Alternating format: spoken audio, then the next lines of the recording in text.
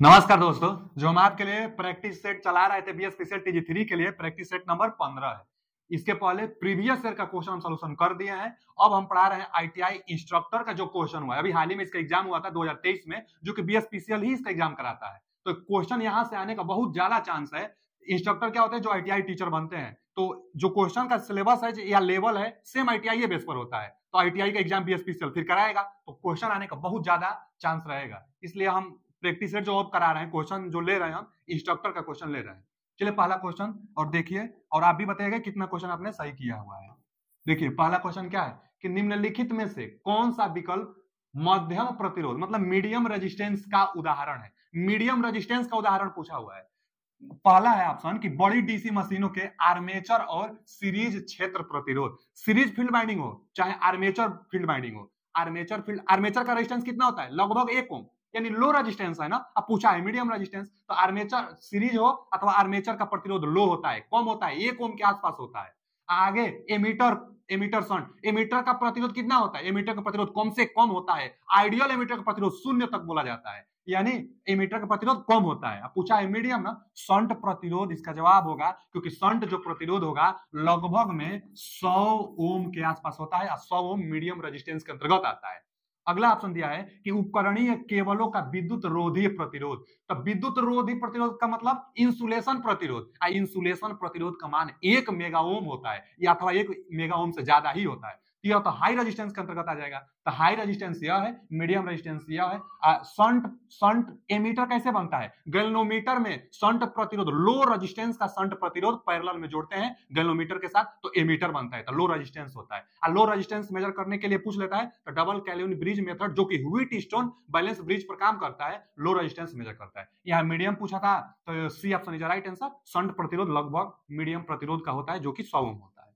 अगला क्वेश्चन क्या हुआ है? अगला है कि धातु कंड्यूट की तुलना में पीवीसी कंड्यूट का कौन सा कथन सही है। मतलब देखिए पहले कंड्यूट शब्द क्या है? कंड्यूट एक प्रकार का वायरिंग है। घरों में जो वायरिंग की जाती है, सबसे अच्छा कोई वायरिंग है तो कंड्यूट वायरिंग है। कंड्यूट वायरिंग 2 प्रकार से होती है, एक कंसील्ड वायरिंग और एक कौन सा, एक धातु मतलब जो एक सरफेस पर होती है, और एक कंसील्ड मतलब जो सरफेस के अंदर अंदर होती है, छिपी हुई वायरिंग। तो जो कंड्यूट है वह धातु का भी कंड्यूट हो सकता है, अथवा पीवीसी का भी हो सकता है। जो पाइप लगाते हैं ना सरफेस पर, वह धातु का भी हो सकता है अथवा पीवीसी का भी हो सकता है। तो पूछा क्या है कि धातु का अगर कंड्यूट वायरिंग करेंगे और पीवीसी का कंड्यूट वायरिंग करेंगे तो कौन सा कथन सही होगा पीवीसी के लिए। पढ़िए क्वेश्चन कि धातु कंड्यूट की तुलना में पीवीसी कंड्यूट का कौन सा कथन सही है। अब ऑप्शन पढ़ते हैं, पीवीसी का हम लोग प्रयोग कर रहे हैं। ऑप्शन पढ़िए, पहला दिया हुआ है कि अधिक शारीरिक सुरक्षा। आगे कि कंड्यूट के माध्यम से अर्थ कंटिन्यूटी के रूप में कार्य करता है। तो अब पीवीसी रहेगा तो अर्थ कंटिन्यूटी तो काम करेगा नहीं, पीवीसी है ना, कुचालक है यह। आगे दिया है कि लीकेज के कारण बिजली के झटके का कोई खतरा नहीं, तो यही तो सही है, क्योंकि पीवीसी पॉलीवाइनिल क्लोराइड, तब पॉलीवाइनिल क्लोराइड पीवीसी है, उसमें झटका कहां लगेगा? उसमें तो धारा ही नहीं जाएगा। जबकि धातु का रहेगा तो उसमें करंट लग सकती है। कोई वायरिंग है और धातु का अगर पाइप है, तो लीकेज के कारण उस जो धातु का सरफेस पर बिछाया गया है, तो उसमें करंट आ सकती है, झटका लग सकता है। जो कि पीवीसी का रहेगा तो झटका नहीं लगेगा। तो वही तो इसका ऑप्शन होगा कि लीकेज के कारण बिजली के झटके का कोई खतरा नहीं होता है पीवीसी कंड्यूट वायरिंग में। तो पीवीसी कंड्यूट इसका यही सही ऑप्शन होगा। कौन सा कथन सही है? तो C option is right answer. आगे की उच्च वजन होता है, तो उच्च वजन होगा नहीं, पीवीसी तो हल्का होता है, तो इसका C option is right answer. अगला क्वेश्चन है कि केवल लूप परीक्षण किस सिद्धांत पर कार्य करता है। एवं सबसे पहला इंपोर्टेंट क्वेश्चन यह बनता है कि केवल लूप का परीक्षण किस विधि से करते हैं। तो कौन सा? Murray loop test. यह क्वेश्चन पूछता है मुर्रे लूप टेस्ट। तो मुर्रे जो लूप टेस्ट होता है, अंडरग्राउंड केबल का टेस्टिंग करने के लिए मुर्रे लूप टेस्ट का प्रयोग किया जाता है। अच्छा, कौन सा टेस्ट करेगा? तो शॉर्ट सर्किट और earth fault Murray loop test से हम लोग ज्ञात करते हैं। अच्छा, यह किसके सिद्धांत पर काम करता है? तो व्हीटस्टोन बैलेंस ब्रिज के सिद्धांत पर मुर्रे लूप टेस्ट ज्ञात करता है, जो कि केबल का किया जाता है। तो ये पूछा है केबल लूप का परीक्षण किस सिद्धांत पर काम करता है भैया, माने मुर्रे लूप टेस्ट किस सिद्धांत पर काम करता है? तो व्हीटस्टोन बैलेंस ब्रिज के सिद्धांत पर। B option is right answer. Wheatstone balance bridge के सिद्धांत पर काम करता है। चलिए आगे, अगला क्वेश्चन क्या है कि दाहिने हाथ का ग्रिप नियम, राइट हैंड ग्रिप रूल का उपयोग रिक्त स्थान को निर्धारित करने के लिए करते हैं। पहले राइट हैंड का ग्रिप रूल, इसी को ना कर्ल रूल कहते हैं, राइट हैंड कर्ल रूल। अब देखिए क्या होता है कि अगर कोई कंडक्टर है, कंडक्टर में आई एम्पियर का करंट प्रवाहित हो रहा है, कोई कंडक्टर है, कंडक्टर में आई एम्पियर की करंट प्रवाहित हो रहा है, तो हम जानते हैं कि करंट कैरिंग वायर मतलब ऐसा वायर जिसमें धारा प्रवाहित होता है तो वह अपने चारों तरफ एक मैग्नेटिक फील्ड बनाता है। करंट कैरिंग वायर अपने चारों तरफ मैग्नेटिक फील्ड बनाता है। अब मैग्नेटिक फील्ड की दिशा ज्ञात करने के लिए राइट हैंड कर्ल रूल का प्रयोग करते हैं। कर्ल मतलब को उंगली को घुमाना होता है। अब अंगूठा उस दिशा में की जाती है जिस दिशा में धारा है। जैसे यह कंडक्टर है, कंडक्टर में धारा ऊपर की तरफ है तो अंगूठा हम कर देंगे ऊपर की तरफ। अब उंगली जिस दिशा में मुड़ रही है, कर्ल हो रही है उंगली, उसी दिशा में मैग्नेटिक फील्ड होता है। जैसे कोई पूछ देता है ना कि यहाँ पर पी पॉइंट है, तो पी पॉइंट पर मैग्नेटिक फील्ड की दिशा क्या है, तो कैसे निकालेंगे? अंगूठा को करिए धारा की दिशा में, उधर उंगली जा रहा है कर्ल करिए, माने अंदर की तरफ। अंगूठा और उंगली कर्ल करेंगे तो अंदर की तरफ जा रहा है ना, तो यहाँ पर जो मैग्नेटिक फील्ड का दिशा होगा, बी का जो दिशा होगा अंदर की तरफ, क्रॉस मतलब अंदर की तरफ। इधर कोई पूछ देगा, मान लीजिए क्यू, यहाँ कोई पूछ देगा तो धारा की दिशा में अंगूठा करिए, उंगली को इधर उंगली करके कर्ल करिए। उंगली किधर मुड़ेगी? इधर मुड़ेगी, बाहर की तरफ। तो यहाँ पर बाहर की तरफ मैग्नेटिक फील्ड की दिशा होगी। तो कर्ल रूल चाहे ग्रिप रूल वही है। क्या दिखाता है? तो मैग्नेटिक फील्ड की दिशा को बताता है, मैग्नेटिक चुंबकीय क्षेत्र की दिशा को बताता है राइट हैंड कर्ल रूल। अंगूठा को धारा की दिशा में रखते हैं। तो यहाँ पर कौन सा option? D option is right answer. चलिए आगे, D option is right answer. अगला क्वेश्चन क्या है कि आकृति में दर्शाई गई डीसी मोटर के सही नाम का पहचान करें। तो देखिए यह चित्र देखकर कौन सा यह प्रदर्शित करता है आपको बताना है। सबसे पहला बात देखिए, एक क्वेश्चन हम सिखा रहे हैं, लेकिन ऐसा कोई भी क्वेश्चन आए अगर तो आप बना दीजिएगा। जरूरी नहीं कि यही क्वेश्चन आएगा, लेकिन इसी के आधार पर दूसरा क्वेश्चन जो आएगा वह कैसे बनाएंगे आप। तो सबसे पहला बात यह ध्यान देंगे कि कितना इसमें फील्ड बाइंडिंग है। आप भी देख सकते हैं इसमें दो फील्ड बाइंडिंग है, एक यहाँ एक यहाँ। जब दो फील्ड बाइंडिंग हो तो वही तो कंपाउंड कहलाता है। कंपाउंड का मतलब दो। देखिएगा सब में कंपाउंड लिखा होगा, देखिए कंपाउंड सब में है। क्यों है? क्योंकि दो फील्ड बाइंडिंग है। अच्छा जी, दो फील्ड बाइंडिंग है तब कंपाउंड मोटर लिखा है। मोटर कैसे? क्योंकि सप्लाई दे रहे हैं, जिसको सप्लाई देंगे वह मोटर होगा, और जिससे सप्लाई लेंगे वह जनरेटर होगा। तो यह मोटर है क्योंकि सप्लाई हम लोग लाइन से सप्लाई दे रहे हैं, सप्लाई दे रहे हैं तो मोटर होगा। कंपाउंड क्यों? क्योंकि दो फील्ड बाइंडिंग है। अच्छा ठीक है, अब आगे देखिए बात कि एक तो कंपाउंड जो मोटर होता है, चाहे कंपाउंड जनरेटर होता है, शार्ट शंट भी हो सकता है और लॉन्ग शंट भी हो सकता है। अब कब होगा शार्ट शंट, कब होगा लॉन्ग शंट?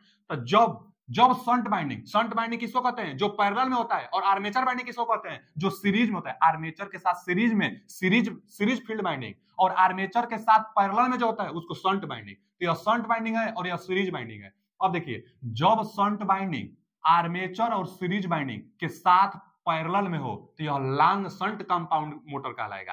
और जब केवल शंट बाइंडिंग केवल आर्मेचर के साथ पैरेलल में होगा तो अब शॉर्ट शंट कहलाएगा। दो हम बता रहे हैं, एक तो शंट जो बाइंडिंग है, शंट फील्ड बाइंडिंग है, वह सभी के साथ दोनों माने आर्मेचर और सीरीज फील्ड के साथ दोनों के साथ पैरेलल में होगा तो लॉन्ग शंट, केवल आर्मेचर के साथ अगर यह बाइंडिंग होती तो अब शॉर्ट शंट कहते हैं। तो यहाँ पर क्या है, दोनों के साथ है तो शॉर्ट शंट हो नहीं सकता, लॉन्ग होगा क्योंकि दोनों के साथ है तो लॉन्ग होगा। यह भी हो सकता है, यह भी हो सकता है, शॉर्ट शंट हो नहीं सकता। कंपाउंड मोटर है लेकिन शॉर्ट नहीं हो सकता क्योंकि लॉन्ग है। अब देखिए, लॉन्ग शंट कम्युलेटिव कंपाउंड और लॉन्ग शंट डिफरेंशियल कंपाउंड। अब एक आ रहा है टर्म कम्युलेटिव और एक आ रहा है डिफरेंशियल। तो डिफरेंशियल दोनों फील्ड बाइंडिंग में डिफरेंस होगी अगर धारा की दिशा, तो डिफरेंशियल एक दिशा में होगी तो कम्युलेटिव मतलब जोड़ना। तो यहाँ देखिए ना, यहाँ पर देखेंगे तो ऊपर की तरफ सीरीज फील्ड बाइंडिंग में ऊपर की तरफ धारा, और यहाँ पर शंट फील्ड बाइंडिंग में नीचे की तरफ, माने डिफरेंस है तो डिफरेंशियल होगा। यानी long shunt differential compound motor इसका जवाब सही है।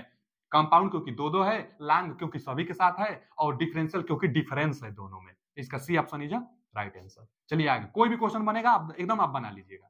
अगला क्वेश्चन क्या है कि फ्लोरोसेंट लैंप की बात कर दिया है। फ्लोरोसेंट लैंप को मरकरी लैंप भी कहते हैं। तो फ्लोरोसेंट लैंप में दोषपूर्ण या गलत स्टार्टर, फ्लोरोसेंट लैंप में स्टार्टर लगता है, स्टार्टर का काम होता है स्टार्ट कराना। अब देखिए ना, दोषपूर्ण या गलत स्टार्टर के कारण किस प्रकार की समस्या होगी? तो जब गलत स्टार्टर है, स्टार्टर गलत है मतलब दोषपूर्ण स्टार्टर है तो स्टार्टर नहीं होगा। अच्छा स्टार्ट नहीं होगा तो इसमें देखेंगे पहले ऑप्शन क्या दिया है कि शुरू करने में विफल। हाँ यह तो सही है, लेकिन यहां से पढ़िए, दोनों झपकते हैं दोनों दिया है, झपकते हैं और शुरू होने में विफल। तो शुरू होने में विफल तो होगा ही, लेकिन अगर गलत स्टार्टर अथवा दोषपूर्ण स्टार्टर है तो थोड़ा वो ना टिमटिमाएगा, झपकता रहेगा। तो यह बात तो इसका सही है। और आगे पढ़ लेते हैं। बल्ब टिमटिमाता है, हाँ टिमटिमाता है या झपकता है, वही टिमटिमाना अथवा झपकता। तो झपकता अथवा टिमटिमाता यह तो होता ही है। और आगे ट्यूब चालू होने में विफल होगा, यह भी गलत स्टार्टर है, दोषपूर्ण स्टार्टर है, ना तो चालू होगा, चालू भी हुआ तो टिमटिमाता रहेगा, झपकता रहेगा। तो यह दोनों होगा, इसीलिए इसका ए ऑप्शन सही है, क्योंकि लिखा है दोनों। दोनों मतलब झपकते हैं और विफल होता है स्टार्ट होने में। तो इसका A option is right answer. आगे देखिए बल्ब के सिरे काले होंगे। अब जो फ्लोरोसेंट लैंप होगा उसका सिरा काला कब होगा? जब लो वोल्टेज रहता है तब, चाहे हाई वोल्टेज हो जाता है तब होता है। यहाँ तो स्टार्टर गलत है, तो स्टार्ट नहीं होगा, और स्टार्ट भी हुआ तो झपकता रहेगा। A option is right answer.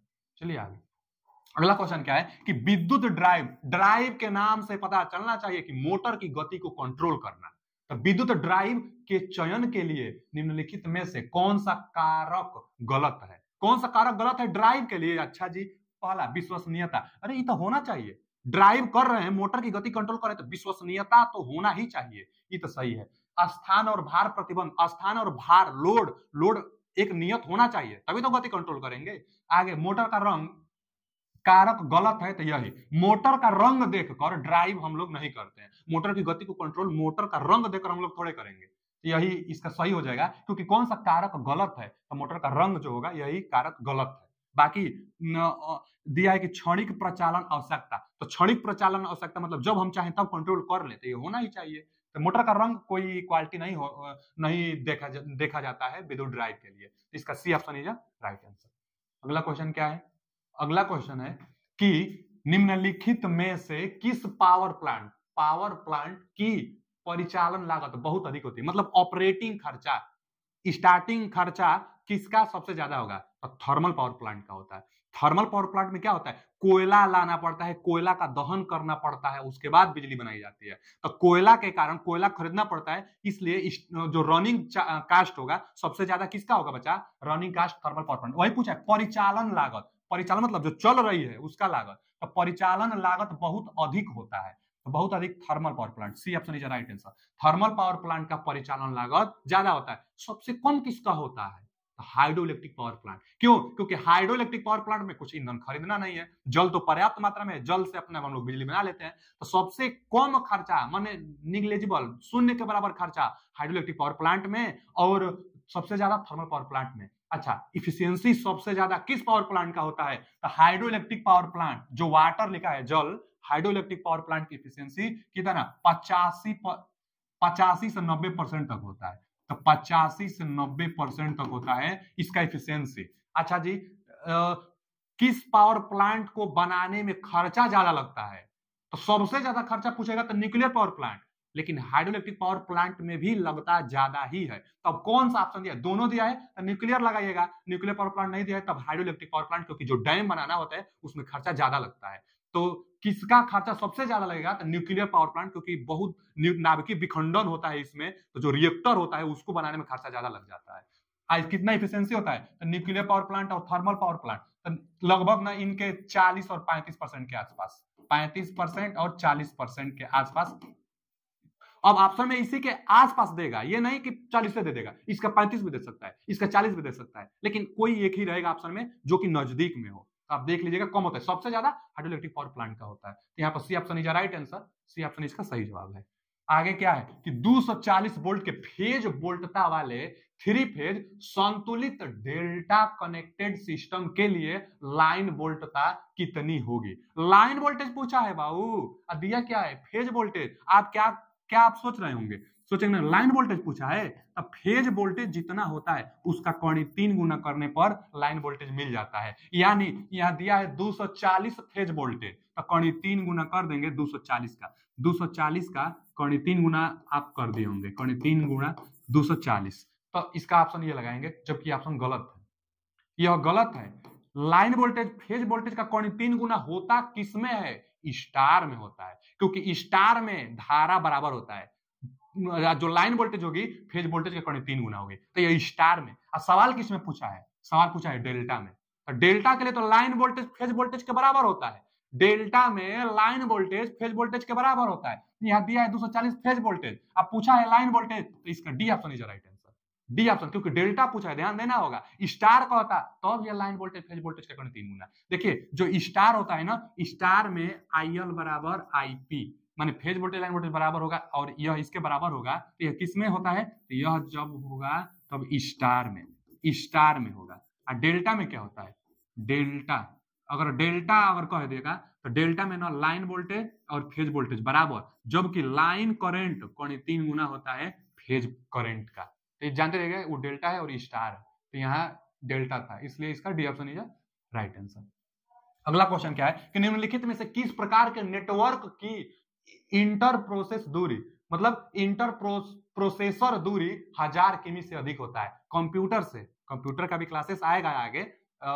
यह जो है क्वेश्चन कंप्यूटर से है। क्या है कंप्यूटर का कि नेटवर्क का इंटर प्रोसेस दूरी 1000 किमी से भी अधिक होता है। किसका होता है? लोकल एरिया नेटवर्क का हम बताए थे कितना, 10 से 100 मीटर तक, 10 से 100 मीटर तक होता है लोकल एरिया नेटवर्क का, बहुत कम होता है, ज्यादा नहीं होता है। अच्छा, वाइड एरिया नेटवर्क ज्यादा होता है। इंटरनेट अगर देगा तो इंटरनेट, नहीं तो इसको लगाएंगे। इंटरनेट दिया है, चलिए इंटरनेट लगाएंगे, क्योंकि इंटरनेट वाइड एरिया नेटवर्क का एग्जांपल ही इंटरनेट, मतलब जो इंटरनेट होता है वह वाइड एरिया नेटवर्क से कनेक्टेड होता है। तो अगर वाइड एरिया नेटवर्क दिया है और इंटरनेट भी दिया है तो आप इंटरनेट लगाइएगा। इंटरनेट नहीं देगा तो वाइड एरिया नेटवर्क, क्योंकि इनकी जो दूरी होती है असीमित होती है, बहुत ज्यादा, 1000 किमी से भी अधिक दिया है यहाँ पे। तो 1000 किमी से अधिक किसमें होगा? इंटरनेट में होगा। तो इसका D option is right answer. Metropolitan area network, यह तो 100 किमी रेडियस तक ही हम लिखाए थे आपको, तो 100 किमी रेडियस तक ही होता है। वाइड एरिया नेटवर्क और इंटरनेट देते, इंटरनेट का सही जवाब है। लोकल एरिया नेटवर्क तो बहुत कम होता है, 1 किमी 2 किमी 10 किमी भी देखा, चलिए भाई लोकल एरिया नेटवर्क 10 किमी तक भी हो जाएगा। लोकल एरिया नेटवर्क 10 किमी तक। पर्सनल एरिया नेटवर्क 10 से 100 मीटर तक। अगर पर्सनल देगा तब 10 से 100 मीटर लगेगा, बाकी लोकल एरिया नेटवर्क 10 किमी तक। यहाँ पर 1000 से ज्यादा इंटरनेट होगा। D option is right answer. अगला क्वेश्चन क्या है कि इलेक्ट्रीशियन और इंजीनियरिंग को कौन सा असेंबल किए गए उपकरणों से तारों को अन्य उपकरणों के इनपुट आउटपुट कनेक्शन से जोड़ने की अनुमति देती है? माने कौन सा निम्न में से है जो इनपुट आउटपुट जोड़ने का मतलब मान लीजिए कि जो इनपुट और आउटपुट जोड़ने का एक टर्मिनल बॉक्स होता है, कौन सा होता है? इसमें से दिया है ना कि उपकरणों से तारों को अन्य उपकरणों के इनपुट आउटपुट कनेक्शन करने की अनुमति देता है। ऑप्शन पढ़ेंगे पकड़ जाएंगे। ट्रांसफार्मर और बिजली आपूर्ति। ट्रांसफार्मर इनपुट आउटपुट जोड़ने का एक उपकरण नहीं है, ये तो गलत होगा। आइसोलेटर तो सर्किट को ब्रेक करता है, नो लोड पर इसको ऑपरेट कराई जाती है। नो लोड पर किसको ऑपरेट कराई जाती है? तो आइसोलेटर को, सर्किट को ब्रेक करता है। सर्किट ब्रेकर भी सर्किट को ब्रेक करेगा, लेकिन यह लोड पर ऑपरेट कराई जाएगी, यह नो लोड पर ऑपरेट कराई जाएगी। और आगे टर्मिनल ब्लॉक, जो टर्मिनल ब्लॉक होता है इसी में तो आउटपुट इनपुट आप कनेक्शन करेंगे। जो टर्मिनल होता है आउटपुट इनपुट टर्मिनल बॉक्स से, तो वही तो पूछा है कि एक उपकरण को अन्य तारों की सहायता से अन्य उपकरण को जोड़ने के लिए इनपुट आउटपुट किससे अनुमति लेता है? तो टर्मिनल ब्लॉक से। इसका कौन सा option? D option is right answer. चलिए आगे अगला क्वेश्चन क्या है बच्चा कि निम्नलिखित में से किस प्रकार का वितरण तंत्र, मतलब डिस्ट्रीब्यूटर सिस्टम निर्माण के प्रकार माने टाइप ऑफ कंस्ट्रक्शन के वर्गीकरण के अंतर्गत आता है? यहां पढ़िए, वर्गीकरण के अंतर्गत आता है। किसके वर्गीकरण? तो डिस्ट्रीब्यूटर के वर्गीकरण। तो डिस्ट्रीब्यूटर दो ही प्रकार से होता है, एक तो ओवरहेड ट्रांसमिशन, एक अंडरग्राउंड ट्रांसमिशन। डिस्ट्रीब्यूटर सिस्टम, तो जो डिस्ट्रीब्यूटर सिस्टम होता है ओवरहेड नहीं तो अंडरग्राउंड, पढ़ लेते हैं कि distributor system types of construction के वर्गीकरण के अंतर्गत आता है। तो पहला ही ऑप्शन दिया है अंडरग्राउंड सिस्टम। आगे दिया है रेडियल सिस्टम, इंटरकनेक्टेड सिस्टम और रिंग सिस्टम। यह तीनों का तीनों फीडर का टाइप्स है। फीडर कनेक्शन करने के लिए फीडर से सप्लाई लेते हैं, उसके बाद डिस्ट्रीब्यूट करते हैं। तो यह डिस्ट्रीब्यूट पूछा है, वितरण मतलब डिस्ट्रीब्यूट होता है, तो डिस्ट्रीब्यूट किया जाता है फीडर से। तो फीडर का डिजाइन 3 प्रकार से यहां दिया हुआ है। फीडर का डिजाइन होता है ring system, interconnected system, radial system. या फीडर का डिजाइन है, जिसको हम लिख देते हैं, पूछ लेता है फीडर का डिजाइन। फीडर बनाते हैं कैसे? करंट कैरिंग कैपेसिटी पर। और फीडर का जो टाइप होगा या रेडियल टाइप होता है, पैरेलल टाइप होता है, इंटरकनेक्टेड टाइप होता है और रिंग सिस्टम टाइप होता है। जबकि यह क्या है?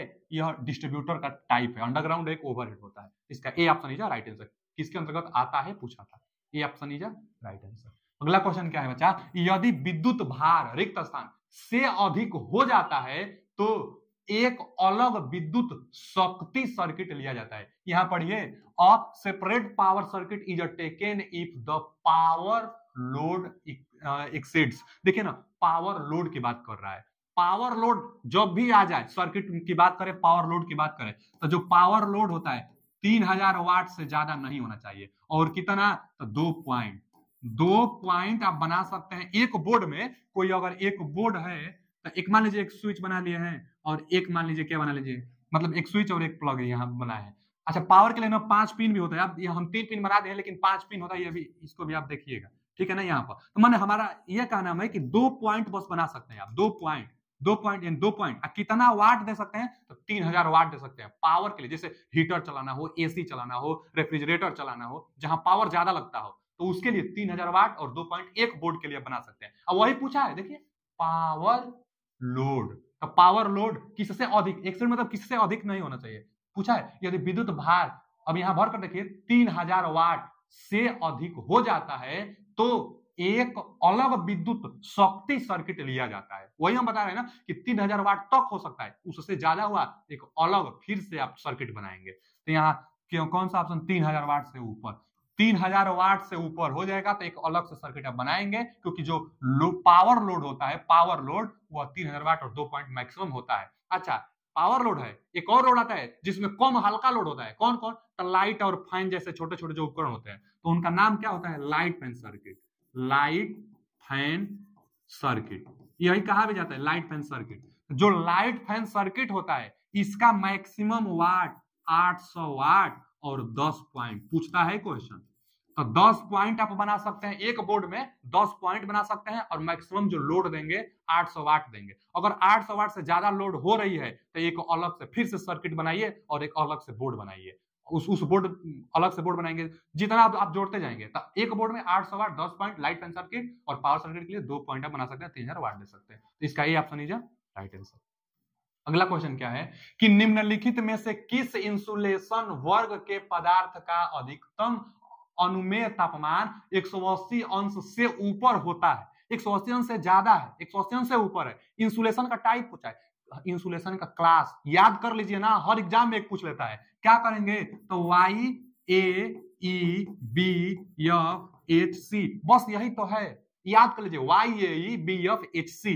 अब बस तापमान देखिए, 90, 105, 120, 135, 155, इसका 180, इसका 180 से ज्यादा। ये सब सेल्सियस में है तापमान, सेल्सियस में है, अंश सेल्सियस। वैसे भी तापमान का मात्रा क्या सेल्सियस में होता है। अब पूछा है इसमें ना कि इंसुलेशन वर्ग के, माने कौन सा इंसुलेशन का वर्ग होगा, टाइप पूछा है, कौन सा टाइप होगा जो तापमान 180 अंश से ऊपर है, 180 अंश से ज्यादा सी, कौन सा? A option is right answer, 180 अंश से ज्यादा सी। तो दम याद कर लीजिए, कोई भी इसमें से पूछ लेता है, बार बार पूछता है, दम याद कर लीजिए, कई बार हम बता भी चुके हैं आपको। अगला क्वेश्चन क्या है कि 5% टॉलरेंस। टॉलरेंस का मतलब क्या होता है कि 5% मान ज्यादा भी हो सकता है और 5% मान कम भी हो सकता है। तो 5% टॉलरेंस के साथ 240 वोल्ट आपूर्ति के लिए श्रेणी में 6 वोल्ट वाले कितने लैंप की आवश्यकता होगी? 6 वोल्ट वाला कितना लैंप चाहिए? कितना वोल्ट टोटल है? टोटल वोल्ट है 240 वोल्ट, लेकिन 5% टॉलरेंस है, तो 5% घटा भी लिया जाए, 5% जोड़ भी लिया जाए। इस टॉलरेंस का मतलब यही होता है। तो 5% निकालिए इसका, 240 का 5% निकालिए, 5% निकालिए। तो 1 0 से 1 0, यहां से 5 दूना के 10 और 2 से कटा दीजिए तो 12। 5% हम निकाले हैं, बचा कितना है? 12। यानी 12 वोल्ट घट भी सकता है, 12 वोल्ट बढ़ भी सकता है। अगर 12 वोल्ट हम बढ़ा देंगे तो 252 हो जाएगा, 252 वोल्ट हो जाएगा।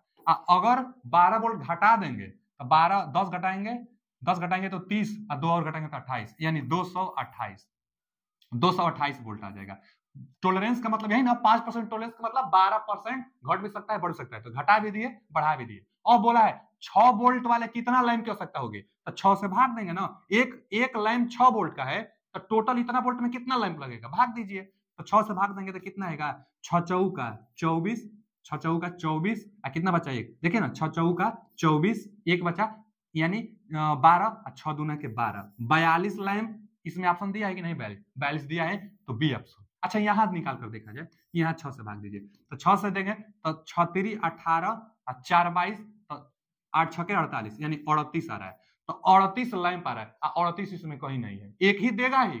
5% टॉलरेंस बोल दिया तो घट भी सकता है बढ़ भी सकता है। हम दोनों पर चेक किए, एक पर 38 लैंप लगेगा और एक पर 42, तो 38 ऑप्शन में नहीं है, ज्यादा वाला टॉलरेंस लिया है, 42 लैंप की संख्या आ रही है। क्यों हम 6 से भाग दे, क्योंकि एक लैंप 6 वोल्ट का है, तो टोटल इतना वोल्टेज में कितना लैंप लगेगा, 6 से भाग दीजिए, टोटल 42 लैंप आप लगा सकते हैं। तो इसका B option is right answer. आसान क्वेश्चन था। अगला क्वेश्चन क्या है कि निम्नलिखित में से कौन सी हानि परिवर्तनीय हानि मानी जाती है।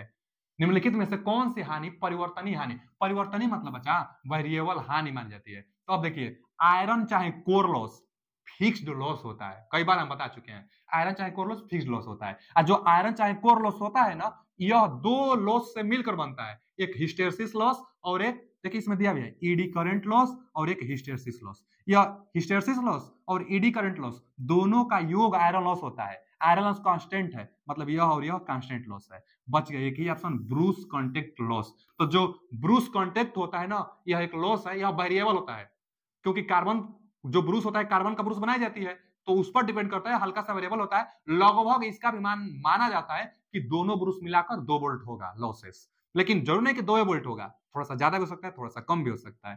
तो variable loss brush contact loss होगा, जो ब्रूस जहां कॉन्टेक्ट करेगी वहां, तो brush contact loss variable loss होगी, बाकी या तो कांस्टेंट लॉस है। तो C option is right answer. अगला ऑप्शन, अगला क्वेश्चन क्या है बच्चा कि सिंगल फेज मोटर की तुलना में 3 फेज मोटर के लिए निम्नलिखित में से कौन सा कथन गलत है। अब देखिए ना, 3 फेज मोटर के लिए कौन सा कथन गलत है पूछा है। 3 फेज मोटर, चलिए पढ़ा जाए। 3 फेज मोटर में ताम्र मतलब कापर पदार्थ की बचत होगी। कैसे बचत होगी, कापर तो ज्यादा लगेगा ना, 3 फेज में ज्यादा वाणी लगता है, कापर ज्यादा लगता है, लिख रहा है बचत, ये तो सही नहीं होगा। पूछ रहा है कि कौन सा कथन गलत है। अच्छा आगे, कि 3 फेज मोटर स्वतः परिवर्तित होगी, ये अभी गलत है। 3 फेज जो मोटर होगा, 3 फेज मोटर स्वतः, अच्छा गलत का मतलब ना बच्चा, यहां पर ये समझिए कि निम्नलिखित में से कौन सा कथन गलत है। दिया क्या है कि 3 फेज मोटर स्वतः परिवर्तित मतलब सेल्फ स्टार्टेड होता है, तो ये बात सही है। गलत पूछा है यहाँ पे, यह बात सही है, गलत पूछा है। आगे, 3 फेज मोटर एक समान बलागुण उत्पन्न करती है, तो जो 3 फेज मोटर होता है एक समान, लगभग में एक समान बलागुण उत्पन्न भी करता है। यह भी सही है कि जो 3 फेज मोटर होता है लगभग में, तभी तो कई जगहों पर हम लोग इंडक्शन मोटर का प्रयोग करते हैं प्राइम मूवर के रूप में। तो प्राइम मूवर के रूप में क्यों प्रयोग करते हैं, क्योंकि लगभग कांस्टेंट स्पीड से चलता है। तो लगभग 3 फेज मोटर एक समान बलागुण उत्पन्न करते हैं, लगभग सही है बात है। गलत पूछ रहा है, 3 फेज मोटर निम्न शक्ति गुणक उत्पन्न करती है।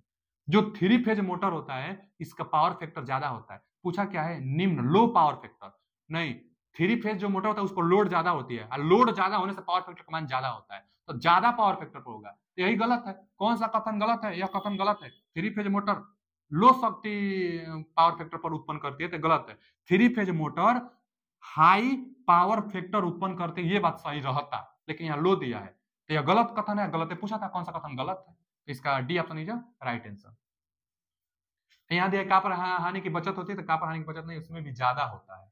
तो 3 फेज मोटर में कापर पदार्थ की बचत होती है, 3 फेज मोटर में कापर पदार्थ की बचत नहीं होती, यह भी गलत कहा है। कौन सा कथन गलत है, इसका जवाब आप कमेंट में जरूर बताइएगा। इसका जवाब आप कमेंट में बताइएगा। हमारे हिसाब से तो दोनों सही हो रहा है भाई, कि पहले तो पावर फैक्टर भी ज्यादा होता है, पावर फैक्टर भी ज्यादा होता है, यहाँ लो लिखा है, तो यह भी सही है, यह गलत कथन दिया है, वही पूछा है। कापर हानि ज्यादा लगता है। अब यहाँ पर दिया है कि कौन सा कथन गलत है, तो यह भी कथन गलत हो सकता है, क्योंकि यहाँ बचत होती है तो बचत होगा, लेकिन बचत के लिए बोला है ना। चलिए D option is right answer, बचत के लिए बोला है, तो D option is right answer. अगला क्वेश्चन क्या है, अगला क्वेश्चन है कि लैम्बर्ट के कोजा नियम के अनुसार प्रतिदीप्त मतलब इल्यूमिनेंस अभिलंब द्वारा रिक्त स्थान दिशा के साथ प्रदीप्त पृष्ठ पर बनाए गए कोण के अनुक्रमानुपाती होता है। देखिए ना, इल्यूमिनेंस से यह क्वेश्चन पूछा हुआ है। इल्यूमिनेंस आप निकालने के लिए क्या करते हैं, कोई यह सरफेस है, मान लीजिए यहाँ पर ए पॉइंट है, यहाँ पर मान लीजिए बी पॉइंट है, यहाँ पर कोई एक बल्ब है, उस बल्ब की तीव्रता आई है, इंटेंसिटी इसका आई है। अब देखिए, इस बल्ब से, इस कैंडल पावर से आपको यहाँ पर इल्यूमिनेंस निकालना होता है, यहाँ पर इल्यूमिनेंस, तो आई बटा में, अगर यह हाइट आप एच मान रहे हैं, तो आई बटा में एच स्क्वायर कर देंगे, इल्यूमिनेंस आप निकल जाएगा, इसका मात्रक लक्स होता है, आप लगा देंगे। तो आई बटा में एच स्क्वायर करने से इल्यूमिनेंस मिल जाएगा। लेकिन यहां पर निकालना होगा तब, कुछ एंगल पर निकालना होगा, तब आप क्या करेंगे, तो जब कुछ एंगल पर निकालना होगा तो यहाँ से एक थीटा मेजर की जाती है। और यहाँ पर निकालने के लिए, इल्यूमिनेंस निकालने के लिए आई बटा में एच स्क्वायर, तो यहाँ के लिए आई बटा में एच स्क्वायर कर रहे हैं ना, ये एकदम करना ही है, बस कास क्यू थीटा से गुणा कर दीजिए। बाकी एच अभी भी वही दूरी लीजिए, आई अभी भी वही रहेगा, बस यहाँ निकालना है तो कितना एंगल पर निकालना है, कितना एंगल पर निकालना है, उसको करने के लिए आपको बस ये करना है कि कास क्यू थीटा कर देना, बाकी और कुछ नहीं फॉर्मूला, एक ये आई बटा में एच स्क्वायर, एक आई बटा में एच स्क्वायर कास क्यू थीटा, बाकी और कुछ नहीं, एच अभी भी वही है, आई अभी भी वही है, यहाँ पर निकल जाएगा। और आगे निकालना होगा, अगर और आगे यहाँ तो थीटा भी तो और बढ़ेगी, तो जहां थीटा जितना जितना एंगल पर निकालना होगा बस थीटा का मान बढ़ते जाएंगे, लगता जाएगा। एच अभी भी यही रखना है, कास क्यू थीटा है, लेकिन क्वेश्चन का पूछा हुआ है कि जो थीटा है किसके किसके बीच का एंगल होता है, तो जो प्रकाश आ रही है जहां पर आपको निकालना है आपतित किरण, जो यह लंबवत रेखा है जो अभिलंब, इसके बीच का एंगल है, तो आपतित किरण और अभिलंब के बीच का थीटा होता है। अब पढ़ लीजिए कि लैम्बर्ट कोजिया नियम, देखिए लैम्बर्ट कोजिया नियम जो कि काश थीटा के अनुपाती ई होता है, ई काश थीटा के अनुपाती होता है, इसलिए लैम्बर्ट कोजिया नियम कहते हैं। तो लैम्बर्ट कोजिया नियम के अनुसार प्रतिदीप्ति मतलब इल्यूमिनेंस की बात कर रहा है, इल्यूमिनेंस अभिलंब द्वारा, यही ना है अभिलंब द्वारा अब रिक्त स्थान दिशा के साथ पृष्ठ पर बनाए गए कोण, तो अभिलंब द्वारा केवल तो कोण बनाएगा नहीं, आपतित किरण यहां भर दीजिए, क्या आपतित किरण, आपतित किरण। अब पढ़िए, देखिए आपतित अभिवाह की पहला ही ऑप्शन इसमें आपतित दिया भी है, अब पढ़िए आपतित रख कर पढ़िए, अभिलंब द्वारा आपतित की, चाहे आपतित अभिवाह मतलब वही इंसिडेंट फ्लक्स का मतलब ना, आपतित जो फ्लक्स आ रही है, जो आपतित फ्लक्स जो आ रही है, प्रकाश की रोशनी जो आ रही है उसके बारे में बात किया हुआ है यहाँ पे। तो आपतित दिशा के साथ पृष्ठ पर बनाए गए कोण के अनुक्रमानुपाती होता है, एकदम सही बैठ रहा है इसका ऑप्शन। तो अभिलंब और आपतित फ्लक्स के साथ बनाए गए कोण के अनुक्रमानुपाती होता है, एकदम सही बैठ रहा है, इसका A option is right answer. चित्र बनाकर हम इसलिए बताए हैं, और न्यूमेरिकल भी पूछ लेता है यहाँ से, आप न्यूमेरिकल भी लगा दीजिएगा। अगला क्वेश्चन क्या है कि निम्नलिखित में से कौन सा आईई नियम भूतल के ऊपर, मतलब भूतल के ऊपर निम्नतम चालक के अवकाश क्लियरेंस को परिभाषित करता है। आईई रूल इंडियन इलेक्ट्रिसिटी जो रूल होता है उससे पूछा है। हम अर्थिंग अध्याय थ्योरी, अभी तक आप थ्योरी नहीं पढ़े हैं बाबू, तो थ्योरी जरूर पढ़िए, थ्योरी एक बार पढ़ लेंगे तो यह सब क्वेश्चन बनाने में आपको एकदम मजा आएगा। जितना क्वेश्चन लिया गया है ना आज का, चाहे आज का क्या, हम जितना क्वेश्चन कराते हैं प्रैक्टिस सेट में, किसी ना किसी एग्जाम में आया हुआ ही क्वेश्चन होता है, जो कि बीएसपीसीएल के लिए बहुत ज्यादा इंपोर्टेंट होने वाला है, वही सब क्वेश्चन सेलेक्ट कर करके लिया जाता है। अच्छा, तो जो अर्थिंग अध्याय हम थ्योरी में पढ़ाए हैं उसमें इंपोर्टेंट आई रूल बताए हैं, तो जाकर अर्थिंग में इंपोर्टेंट आई रूल जरूर पढ़ लीजिएगा। कुछ हम रिवीजन करा दे रहे हैं जो बहुत ज्यादा इंपोर्टेंट है, एकदम आपको जानना ही है। कौन कौन जानना है? आई रूल 28 आपको एकदम याद करके जानना है। 28 के बाद आपको 39 एकदम आना ही चाहिए आपको। 39 के बाद आपको 48 आना ही चाहिए। 48 के बाद कौन सा रूल? 54 रूल आपको आना ही चाहिए। 54 के बाद 55 रूल, 55 के बाद 77 और 77 के बाद एक 90 कितना हुआ? 1 2 3 4 5 6 7, यह 7 रूल लिखे हैं। यह 7 रूल एकदम आपको जानना ही है, क्योंकि इससे क्वेश्चन बहुत ज्यादा पूछता है। आई रूल से क्वेश्चन पूछेगा तो इसी से सबसे ज्यादा पूछेगा। अच्छा, रूल नंबर 28 क्या बताता है? रूल नंबर 28 वोल्टेज लेवल बांटता है। लो वोल्टेज के लिए 250 वोल्टेज, मीडियम के लिए 650, हाई वोल्टेज के लिए 33 केवी से भी ज्यादा। तो किसमें? आई रूल 28 में बताई जाती है वोल्टेज लेवल से रिलेटेड। अच्छा, आई रूल 39 क्या बताता है? विद्युत ऊर्जा की चोरी जो करता है उससे रिलेटेड यह आई रूल है। आई रूल 39 विद्युत ऊर्जा की जो चोरी करता है उसके लिए है। आई रूल 48 क्या है? आई रूल जो 48 होता है लीकेज करंट से बहुत बार पूछता है। यह लीकेज करंट, लीकेज जो करंट होगी, लीकेज करंट को बताता है आई रूल 48। कितना? लीकेज करंट फुल लोड का 1/5000 से ज्यादा नहीं होना चाहिए। 1/5000 से ज्यादा नहीं होना चाहिए लीकेज करंट। तो लीकेज करंट रूल नंबर 48 बताता है। रूल नंबर 54 वोल्टेज में जो वेरिएशन होता है उसको बताता है कि ±5% वोल्टेज आप बदल सकते हैं। लो वोल्टेज के लिए, मीडियम के लिए ±6% वोल्टेज बदल सकता है, और हाई वोल्टेज के लिए ±10% से लेकर +-12% तक वोल्टेज बदल सकता है। तो वोल्टेज वेरिएशन रूल नंबर 54 बताता है। और रूल नंबर 55 क्या बताता है बच्चा? फ्रीक्वेंसी 3% चेंज हो सकती है। तो फ्रीक्वेंसी 3% और वोल्टेज ±6% से लेकर +-12% तक जो बताया गया है रूल नंबर 54 में बताया गया है।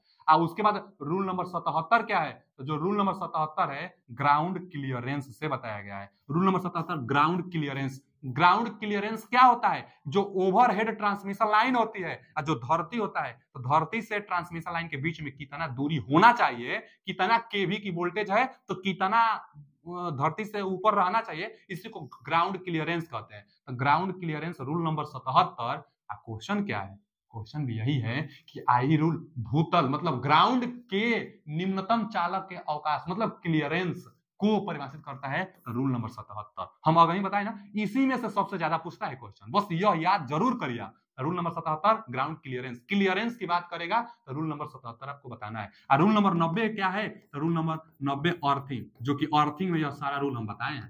तो रूल नंबर 90 में अर्थिंग से रिलेटेड जानकारी दी गई। चलिए आगे चलते हैं। अगला क्वेश्चन क्या है कि एसी प्रकाश व्यवस्था लाइटनिंग सिस्टम, 4 प्रकार से लाइटनिंग सिस्टम होता है, जिसमें 60 से 90% निर्गत प्रकाश ऊर्ध्वमुखी माने ऊपर की तरफ हो और 10 से 40% नीचे की तरफ हो, निर्गत प्रकाश अधोमुखी माने नीचे की दिशा में हो, तो उसे क्या कहेंगे, किसके तहत आएगा। तो देखिए ना, लाइटनिंग स्कीम जो होता है, यही ना दिया है लाइटनिंग सिस्टम। लाइटनिंग सिस्टम जो होता है 4 प्रकार से, एक डायरेक्ट और एक इनडायरेक्ट। मुख्यतः तो 2 ही है, डायरेक्ट इनडायरेक्ट। अब डायरेक्ट में भी 2 है, इनडायरेक्ट में भी 2 है, तो वही 4 होता है। देखिए डायरेक्ट में प्रकाश ज्यादा से ज्यादा नीचे आता है। अब दे दिया ना कि डायरेक्ट लाइटनिंग सिस्टम, तो डायरेक्ट लाइटनिंग सिस्टम में 90% नीचे आनी चाहिए। सेमी डायरेक्ट लाइटनिंग सिस्टम में 60% नीचे आनी चाहिए। अब इनडायरेक्ट समझिए, इनडायरेक्ट मतलब ऊपर जानी चाहिए।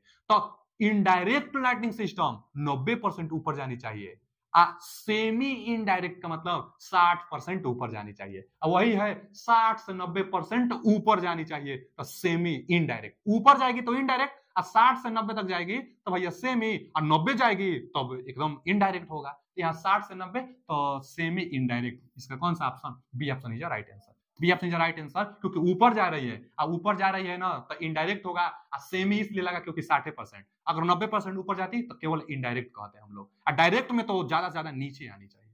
चलिए आगे, अगला क्वेश्चन क्या है। अगला क्वेश्चन है कि डीसी मशीन में निम्नलिखित में से कौन सा सत्य है। डीसी मशीन में कौन सा सत्य है। पहला कि डीसी मोटर दिक् परिवर्तक एसी को डीसी में परिवर्तित करता है, और डीसी मशीन में, अच्छा पहले आप समझिए ना, इस चीज को समझिए, बहुत बार पूछता है।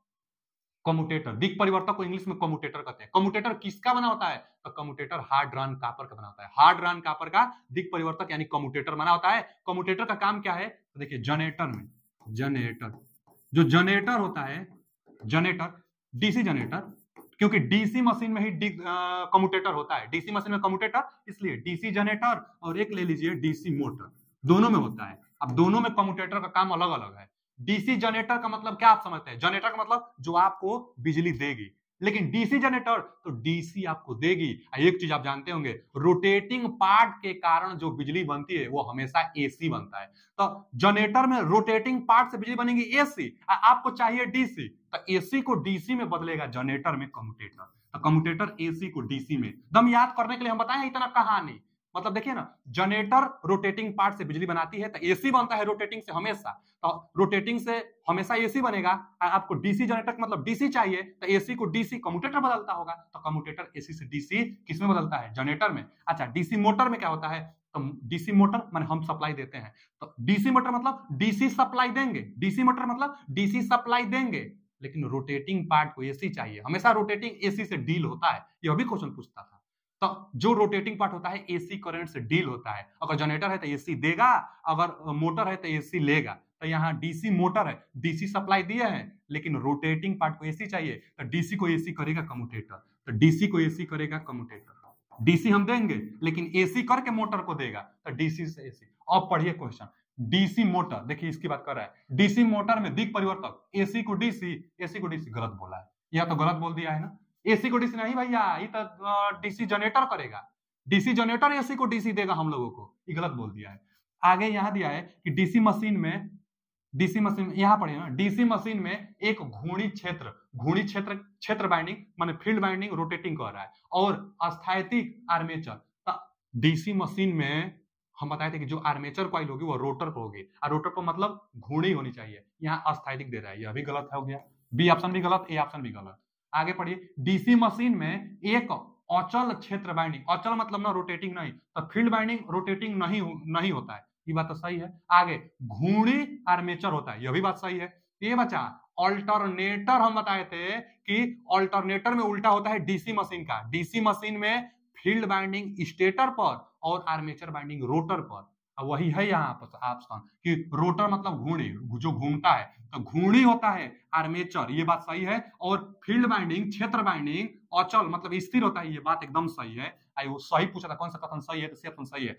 जो अल्टरनेटर था, अल्टरनेटर में फील्ड बाइंडिंग रोटर पर, आर्मेचर बाइंडिंग स्टेटर पर, वो अल्टरनेटर था। यहाँ डीसी मशीन है, तो डीसी मशीन के लिए पूछा भी था, तो यहाँ पर C option is right answer. इसको पढ़ लीजिए, डीसी जनित्र, डीसी जनित्र में कम्यूटेटर का काम डीसी को एसी, गलत। डीसी जनित्र में एसी को डीसी, कम्यूटेटर एसी को डीसी बदलता है, जबकि यहाँ दिया है डीसी को एसी, ये गलत कहा है। इसका C option is right answer. जो फील्ड कॉइल होगी और माने जो आर्मेचर कॉइल होगी रोटेटिंग होगी डीसी मशीन में, अल्टरनेटर में उल्टा होता है। अगला क्वेश्चन क्या है कि अभिकथन ए, तुल्यकालिक मोटर स्वतः प्रवर्ती नहीं होता है। तुल्यकालिक मोटर सेल्फ स्टार्टेड नहीं होता है, एकदम सही कहा है। सिंक्रोनस मोटर सेल्फ स्टार्टेड नहीं होता है, एकदम सही कहा है। आगे सिंक्रोनस मोटर का उपयोग पावर फैक्टर संशोधन मतलब सुधारने में किया जाता है, यह भी बात सही कहा है। दोनों कथन सही है। कथन ए सत्य है लेकिन बी असत्य है, तो गलत। ए और बी दोनों सत्य है, यहां तक ठीक है, दोनों सत्य है। आगे पढ़िए। आर, आर मतलब इसका कह रहा है जो पावर फैक्टर सुधारता है। आर ए की सही व्याख्या है, गलत है कथन। आर ए का व्याख्या थोड़े, यह सेल्फ स्टार्टेड नहीं है क्योंकि पावर फैक्टर सुधारता है, ये तो कोई कथन नहीं हुआ। अरे भैया सेल्फ स्टार्टेड नहीं है, उसका दूसरा रीजन है, और पावर फैक्टर सुधारता है, इसका कुछ दूसरा रीजन है। दोनों हम बताए, थ्योरी पढ़िए एकदम आप। तो यह कथन तो यह भी गलत हो गया क्योंकि यह व्याख्या नहीं करता है। आगे ए और आर दोनों सत्य है, ये तो सही है। और आर ए की सही व्याख्या नहीं है, तो आर ए की सही व्याख्या नहीं है, ये बात सही कह रहा है। C option is right answer. आगे दोनों कथन असत्य थे, ये भी गलत है, तो C option is right answer. अगला क्वेश्चन क्या है, स्टे इंसुलेटर, स्टे इंसुलेटर को भूमिगत से रिक्त स्थान से नीचे नहीं लगाना चाहिए, ये भी क्वेश्चन हम बहुत फेवरेट क्वेश्चन है इसका एग्जामिनर का। देखिए जो पोल होता है ना, डेड एंड पोल, चाहे जहां मोड़ आता है, डेड एंड मतलब लास्ट पोल, डेड एंड का मतलब लास्ट पोल जो होता है, और घुमावदार जहां मोड़ 90 अंश का पोल को मोड़ लेना हो, पोल को मोड़ लेना हो, तो वहां पर देखिए जो पोल होता है वहां पर एक वायर का प्रयोग किया जाता है अर्थ में, जिसको हम लोग कहते हैं स्टे वायर। इसको क्या कहते हैं बच्चा, स्टे वायर कहते हैं, स्टे वायर, जो कि 45 अंश पर होना चाहिए, जो कि प्रैक्टिकली 30 अंश बनाया दिया जाता है। तो 30 अंश चाहे 45 अंश, कोई ऑप्शन देगा, होना चाहिए 45, प्रैक्टिकली बनाई जाती है 30 अंश। कहाँ डेड एंड का जो पोल होगा, जैसे मान लीजिए कि यहाँ से ट्रांसमिशन लाइन आ रही है, लास्ट सिरा है, तो एक स्टे वायर लगा देते कि पोल गिरे ना, इधर से भी खिंचाई रहे, इधर से भी तनाव रहेगा, इधर से भी तनाव रहेगा, गिरेगा नहीं। अच्छा, जहां घुमाव होता है वहां पर स्टे वायर का प्रयोग किया जाता है। लेकिन जो यह वायर होता है ना, इस वायर में एक इंसुलेटर लगता है, जो धरती होता है, धरती से 3 मीटर ऊपर, 3 मीटर ऊपर एक यहाँ पर इंसुलेटर लगता है। इस इंसुलेटर को, इसी में से ना यह वायर जाता है, तो इस इंसुलेटर को हम लोग एग इंसुलेटर, एग अथवा स्टे इंसुलेटर कहते हैं, इंसुलेटर कहते हैं। तो एग अथवा स्टे इंसुलेटर धरती से 3 मीटर हाइट पर होता है, जो स्टे वायर में होता है। तो वही पूछा है, स्टे इंसुलेटर, स्टे इंसुलेटर की भूमिगत से रिक्त स्थान से नीचे नहीं लगानी चाहिए, तो 3 मीटर से नीचे नहीं लगानी चाहिए, 3 मीटर ही होना चाहिए। एक बार 1.5 मीटर दिया था, जबकि वो गलत है, 3 मीटर से नीचे नहीं होना चाहिए। तो इसका हाइट कितना बचा, 3 मीटर। स्टे वायर का जो हाइट होगा वो 3 मीटर से नीचे नहीं होना चाहिए। आगे क्या दिया है कि इंडक्शन मोटर के संबंध में निम्नलिखित कथनों पर विचार कीजिए। इंडक्शन मोटर के संबंध में आपको विचार करना है। पहला क्या दिया है कि पिजरा मतलब स्क्वायरल केज होता है, स्क्वायरल केज इंडक्शन मोटर का परिवर्तन वाला गुण मतलब स्टार्टिंग टार्क अपेक्षाकृत कम होता है, एकदम सही कहा है। स्क्वायरल केज इंडक्शन मोटर का स्टार्टिंग टार्क कम होता है, स्लिप रिंग का ज्यादा होता है। आगे समान रेटिंग होने पर स्लिप रिंग इंडक्शन मोटर की अपेक्षाकृत अधिक होती है, यह भी बात सही है। हम यही तो बताएं अभी कि स्लिप रिंग का स्टार्टिंग टार्क अच्छा होता है, स्क्वायरल केज का स्टार्टिंग टार्क कम होता है। और रनिंग टार्क फिर उल्टा हो जाएगा, भले रनिंग टार्क स्लिप रिंग का कम होगा, स्क्वायरल केज का रनिंग टार्क अच्छा होगा। लेकिन स्टार्टिंग टार्क अगर पूछे तो स्टार्टिंग टार्क स्क्वायरल केज का कम और स्लिप रिंग का स्टार्टिंग टार्क ज्यादा होता है। अच्छा, आगे रोटर प्रतिरोध परिवर्तक का उपयोग पिजरी मतलब स्क्वायरल केज मोटर के साथ किया जा सकता है, गलत है। रोटर प्रतिरोध तो किया जाता है किसके लिए, रोटर प्रतिरोध स्लिप रिंग के लिए, क्योंकि अलग से उसी में जोड़ने की व्यवस्था होती है, तो स्क्वायरल केज के लिए बोल दिया है, गलत। आगे गति नियंत्रण माने स्पीड कंट्रोल, स्पीड कंट्रोल की ध्रुव परिवर्तन, ध्रुव चेंज, पोल चेंजिंग मेथड, गति नियंत्रण के लिए पोल चेंजिंग मेथड सर्पी वलय इंडक्शन मोटर के लिए प्रयोग की जाती है, स्लिप रिंग इंडक्शन मोटर के लिए प्रयोग की जाती है, एकदम गलत। और बहुत इंपोर्टेंट यह पॉइंट है, क्वेश्चन यह पूछता है, कई बार क्वेश्चन पूछा हुआ है कि पोल चेंजिंग मेथड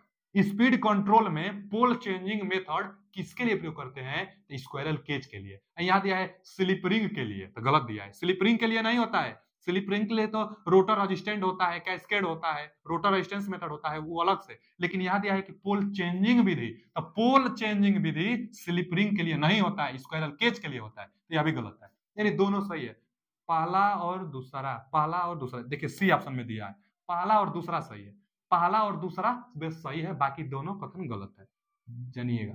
अगला क्वेश्चन क्या है बच्चा, कि निम्नलिखित में से किस ओवरहेड लाइन इंसुलेटर का उपयोग निम्न वोल्टता लाइनों में अंत सिरों माने डेड एंड लास्ट सिरा पर किया जाता है। तो लास्ट सिरा पर अगर कम वोल्टेज लो वोल्टेज है तो साइकिल टाइप इंसुलेटर का प्रयोग करेंगे, अगर हाई वोल्टेज है या लास्ट सिरा है तो सस्पेंशन टाइप करेंगे। पिन टाइप का प्रयोग 33 केवी तक इंसुलेटर का प्रयोग करते हैं, एक टाइप इंसुलेटर अभी चर्चा किए हैं। तो एक टाइप इंसुलेटर धरती से 3 मीटर लास्ट सिरा पर स्टे इंसुलेटर में, पिन टाइप 33 केवी तक ट्रांसमिशन लाइन में, और सस्पेंशन टाइप लास्ट सिरा नदी क्रॉसिंग स्टील टावर जो होता है हाई वोल्टेज का वहां पर लगाई जाती है। जबकि साइकिल टाइप जो साइकिल टाइप इंसुलेटर होता है डेड एंड पर लास्ट सिरा पर लगाई जाती है, लेकिन लो वोल्टेज में। तो वही पूछा था, डेड एंड माने अंत सिरा पर, लो वोल्टेज में ओवरहेड में, तो साइकिल टाइप। ए इसका जवाब सही है, तो A option is right answer, A option cycle type. अगला क्वेश्चन क्या है बच्चा, अगला क्वेश्चन है कि चित्र में दिखाए गए विद्युत वायरिंग में प्रयुक्त BIS प्रतीक की पहचान कीजिए। यह किसका प्रतीक है, बहुत बार पूछता है, तो इसको हम लोग कहते हैं फ्यूज। तो इसका कौन सा option, B option is right answer. Video कैसा लगा कमेंट में जरूर बताइएगा, लाइक सब्सक्राइब शेयर कमेंट सब कुछ करिए, क्योंकि लास्ट टाइम एग्जाम का आ गया है, इसलिए ज्यादा ज्यादा मेहनत करिए। अब जो क्लासेस हम लाएंगे रेगुलर क्लासेस लाएंगे, थोड़ा सा मनोबल बढ़ाइए ताकि हम और भी आपके लिए क्लासेस बेहतरीन ढंग से लेकर आए। थैंक यू, धन्यवाद।